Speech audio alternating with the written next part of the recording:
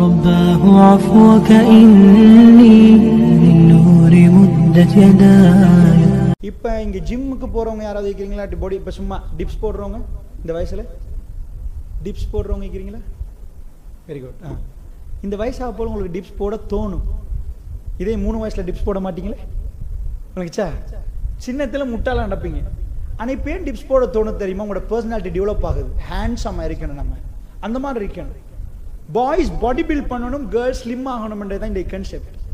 So boys என்ன பண்ணுவாங்கன்னா maximum உங்களோட பாடியை பில்ட் பண்ணுறதுக்கு நீங்கள் ட்ரை பண்ணுறீங்க. யாராவது சொல்லியா? இல்லை, நீங்கள் பசங்க இருக்கணும்ன்றது ஃபீலிங். உங்களுக்கு தெரியுமா ஒரு விஷயம்? உங்கள் பிரெயினை அதே மாதிரி டெவலப் பண்ணணும். இதுக்கு என்ன பண்ணலாம்? பாடியை பில்ட் பண்ணி ஹேண்ட்ஸமாக நிற்கலாம். பிரெயினை பில்ட் பண்ண என்ன செய்யலாம்? உமா ஓடினா கால் டெவலப் ஆகுது, பிடிச்சி பாரத்தை தூக்கினா கை டெவலப் ஆகுது, மண்டை டெவலப் ஆகணுமா? நீங்க முன்னாடி தள்ளி தள்ளி தள்ளி எடுங்கம்மா, பிரெயின் டெவலப் ஆகிருமா? உமாட்ட சொல்லிட்டு உமா என்ன மண்டையை பிடிச்சி தள்ளுங்க, நல்லா பிடிச்சி நல்லா பிடிச்சி தள்ளி எடுத்தா நல்ல டெவலப் ஆகிரும். அப்படியா? டெவலப் ஆகாது. இந்த பிரெயினை டெவலப் பண்றதுக்கு ரோஜர்ஸ்பெரி என்ற விஞ்ஞானி கண்டுபிடிக்கிறாரு. 2 பார்ட் பிரெயின் இருக்குது. ஒன்று ரைட் பிரெயின், அடுத்தது லெஃப்ட் பிரெயின். இந்த ரெண்டுலையுமே சில விஷயங்களை போடணுமா. தொடர்ந்து பல வருஷங்கள் இந்த புள்ளைக்கு அந்த எக்ஸசைஸை கொடுக்கணுமா. அந்த எக்ஸசைஸ் என்ன? ESR, encoding storing retrieval. Listening வேற. இந்த சபையில் நிறைய பேர் லிசன் பண்ணலாம், சில பேர் லிசன் இல்லை, அவர் புக் எடுத்து அவரே படிக்கிறது, அதுவும் நல்ல பண்பு தான். வேற ஏதாவது அவங்களுக்கு படிக்கிறதுக்கு மேலும் தானே. அப்ப லிசனிங் என்பது வேற. லிசனிங் என்னது? காதால கேட்கிறது. என்கோடிங் என்பது வேற. காதால கேட்க போல பிரெயின் வர்க் பண்ண ஆரம்பிக்கும். என்கோடிங் ஸ்டோரிங் ஒன்றை எடுத்ததுக்கு பிறகு கொஞ்ச நாள் அதை ஒரு வருஷமா அதை மறக்காம பிரெயினுக்குள்ள பதிவு செய்யணும். ரீகாலிங் வெளியில கொண்டு வரணும். இந்த டெக்னிக்கை கண்டுபிடிச்சிட்டாரு. ESR உள்ள போடுங்க, பதிவு செய்யுங்க, ஒரு வருஷத்துக்கு பிறகு போட்டதை கேட்போம், நீங்க சொல்லணும். இந்த எக்ஸசைஸ் செஞ்சுட்டே போனா பிரெயின் டெவலப் ஆகிருமா. பிரெயின் டெவலப் ஆனா நம்ம எல்லாருக்கும் கண்ணு, மூக்கு, வாய், காது, கால் எல்லாம் இருக்குது. ஆனா இங்க பிரெயின் டெவலப் ஆகி ஐக்கியூ யார்கிட்ட கூடயோ அவர் தான் இந்த ஊருக்கு தலைவர், அவர் தான் பெரிய கோடீஸ்வரர்.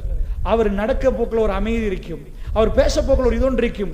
அவருடைய பிரெயின் சொல்லுது, கண்ட்ரோல் பேனல் வந்து எல்லாரும் பார்க்கறாங்க, கவனமா நட, எல்லாரும் கேட்கறாங்க, அழகா நீங்க மெல்ல பேசுங்க, இந்த இடத்துல இந்த மாதிரி பேசுங்க.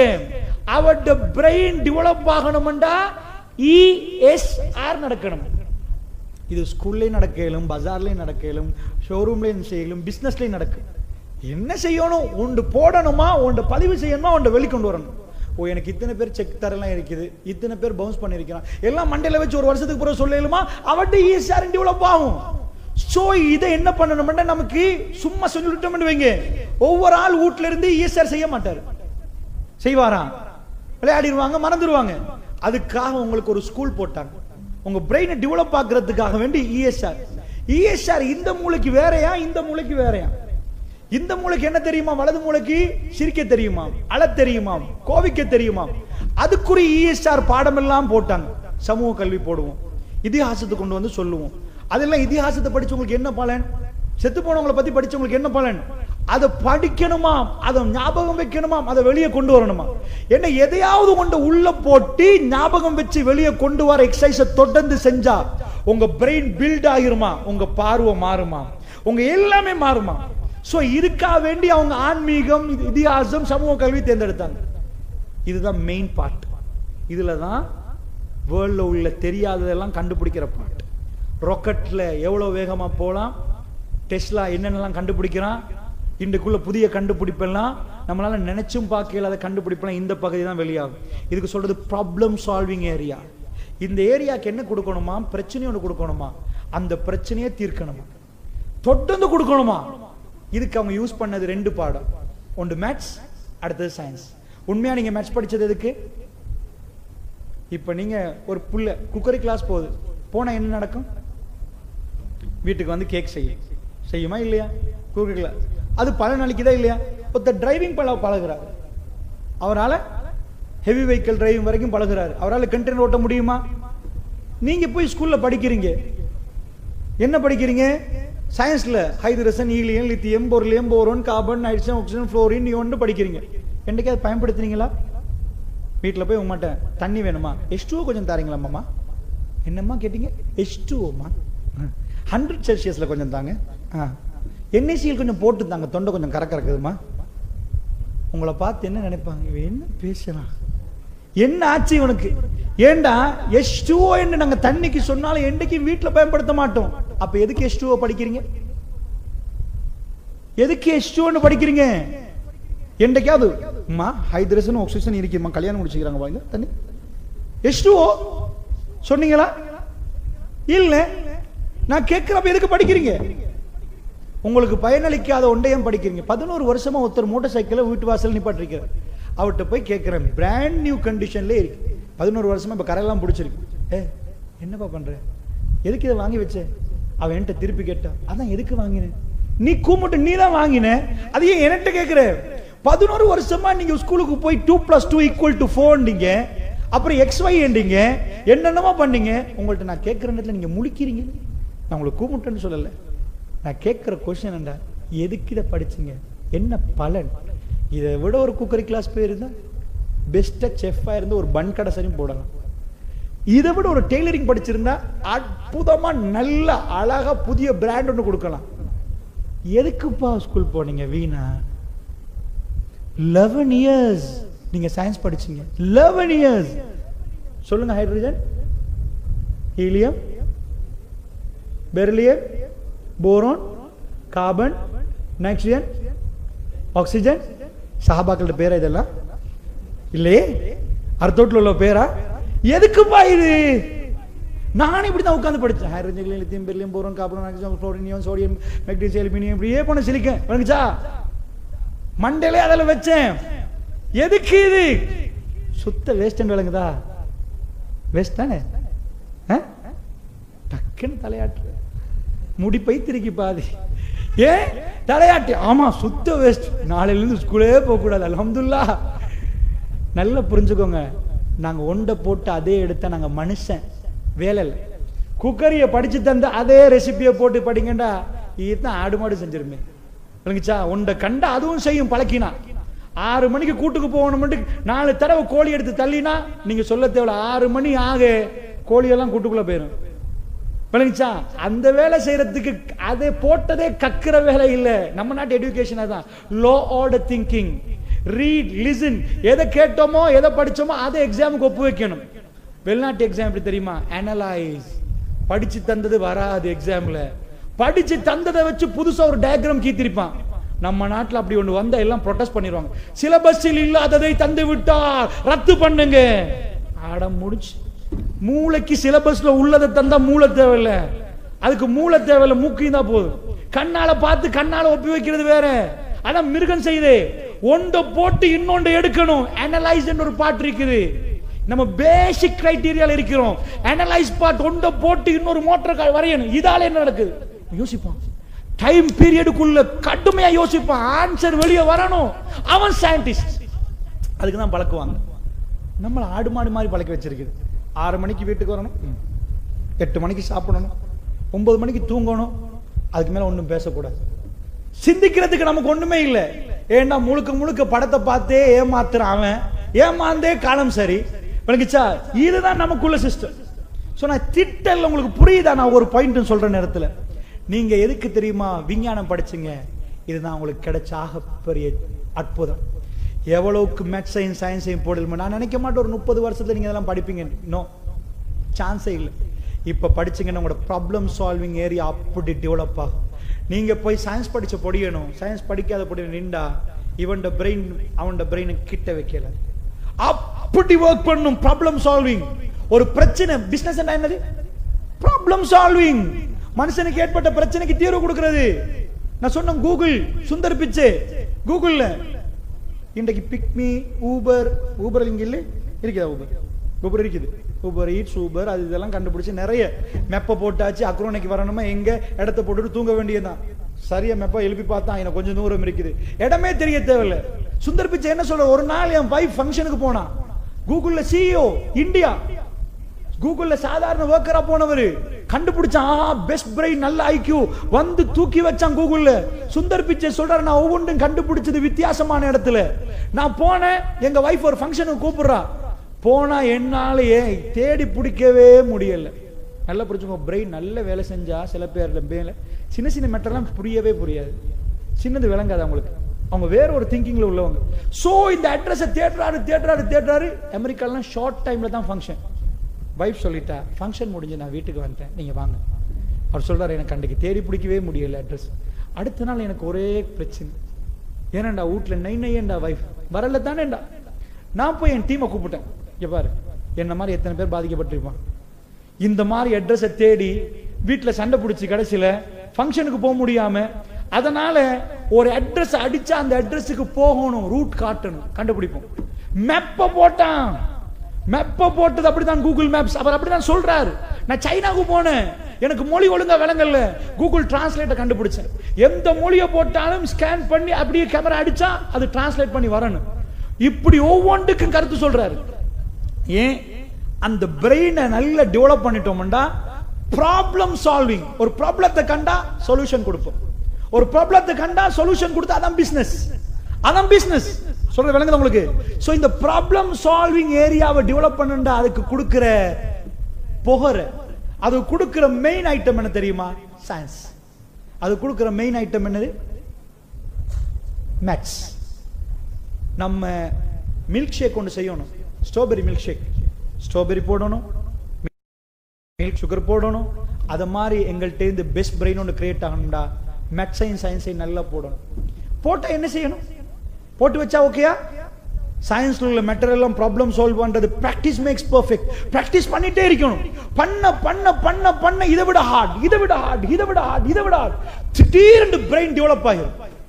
ஆயினத்துல இருந்து நீங்க இவனுக்கு தெரியாது இந்த சபையில யாரு அப்படின்ட்டு, இந்த சபையில சில பேர் நல்ல டெவலப் ஆயிட்டாண்டா ஒரு கோடீஸ்வரர் ஆகுவார். எப்படி ஆகுவாரண்டா? நம்ம இந்த ஒரு காட்டு பிரதேசம் அல்லது ஒரு மண்ணில் போயிட்டு விதைய போறோம், போட்டா விதை முளைக்குமா? நல்ல பச பசன்னு மண்ணு போட்டாச்சு, முளைச்சு வருமா? விதைகளை போட்டு தூவிட்டோம்னா செடி ஒன்று வரும், மரமா முளைக்கும். அப்புறமேல ஒரு மாங்காய் விதையை போட்டோன்னு வைங்க, நிறைய மாம்பழம் கிடைக்குமா? பெருசாகி கிடைக்கும். அதே விதையை கொண்டு போய் இங்கே போடுறேன், முளைக்குமா? தண்ணி ஊத்துறேன், சூரிய வெப்பம் கிடைக்குது, காத்து கொடுக்குறேன், புகர போடுறேன், முளைக்காது. ஏ நிலம் பிரச்சனை. அங்க போட்ட உடனே முளைக்குதா? நிலம் தான் மூளை, வெளியில கொண்டு வரதான் மற்ற எல்லாம்.